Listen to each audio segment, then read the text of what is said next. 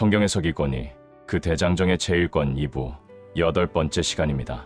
오늘은 특별히 영적 건축학의 통섭적 주에, 즉 반석이 고백에서 손으로 짓지 않은 성전까지를 다루게 됩니다. 진리의 빛 등대 TV 구독자 여러분, 그리고 진리를 탐구하는 모든 성도 여러분, 우리는 이제 성경에서 기권이라는 대장정의 정점인 제8부에 도달했습니다. 8부에서 다루는 내용은 단순한 성경 주석이나 교리적 해설서의 범주를 넘어섭니다.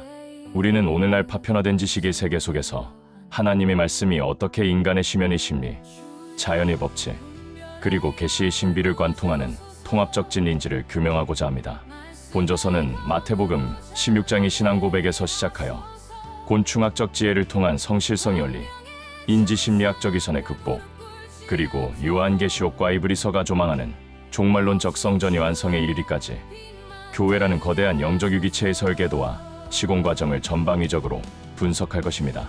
현대 성경 해석학은 종종 텍스트의 문자적 의미에만 함몰되거나 반대로 지나친 알레고리에 빠지는 경향이 있습니다.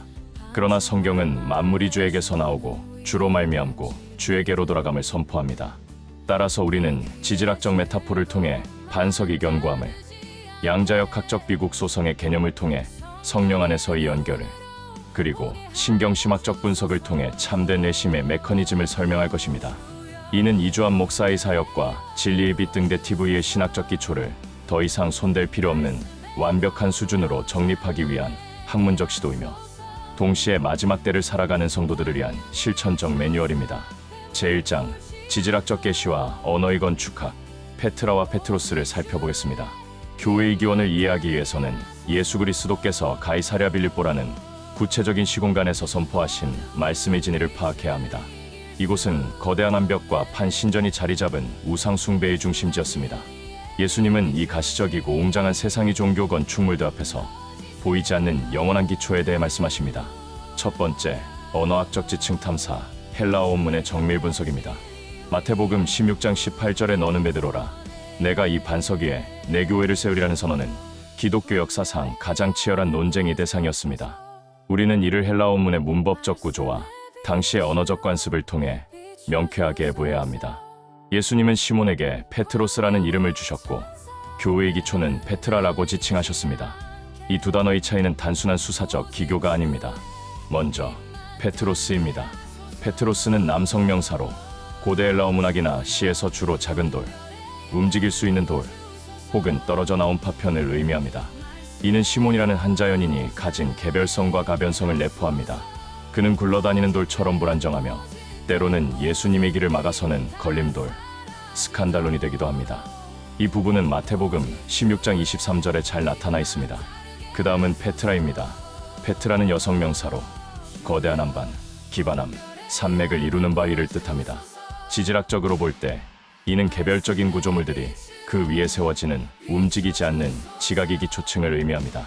예수님은 이 페트라 위에라고 지시대 명사를 사용하여 베드로라는 인격체가 아닌 그가 방금 고백한 신적 계시의 내용을 지목하셨습니다. 곧 기초층, 파운데이션을 말씀하신 것입니다. 가톨릭 변증가들은 예수님이 아람어를 사용하셨을 것이며 아람어, 게바케페에는 성의 구분이 없으므로 베드로와 반석이 동일하다고 주장합니다. 그러나 신약 성경이 성령의 영감으로 헬라어로 기록될 때 마태는 의도적으로 성과 어휘를 구분하여 기록했습니다. 바로 보시는 이 헬라어 문처럼 말입니다. 칼빈과 루터를 위시한 종교개혁자들은 이 문법적 전환이 신학적 실체를 구분하기 위한 하나님의 치밀한이더라고 보았습니다.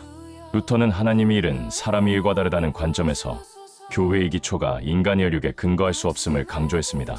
다음은 심리학적 통찰, 혈육의 인지와 신적 직관의 분리입니다.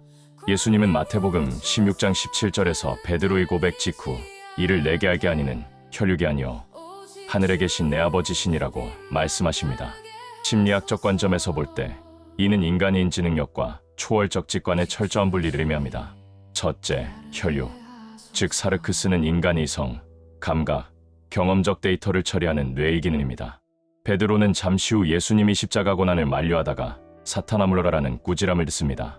이는 그의 혈육적 사고가 하나님의 일을 방해하는 메커니즘으로 작동했음을 보여줍니다. 베드로의 내면에는 신적 계시를 수신하는 자아와 인본주의적 생존 본능을 따르는 자아가 공존하고 있었던 것입니다. 둘째, 계시는 외부로부터 주입되는 정보입니다.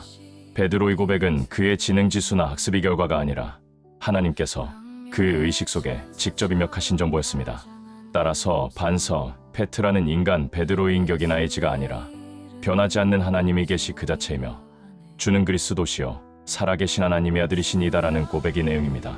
교회는 흔들리는 인간 페트로스 위에 세워지는 것이 아니라 영원 불변한 진리 페트라 위에 세워지며 베드로는 그 반석 위에 놓인 첫 번째 산돌로서의 모델이 됩니다.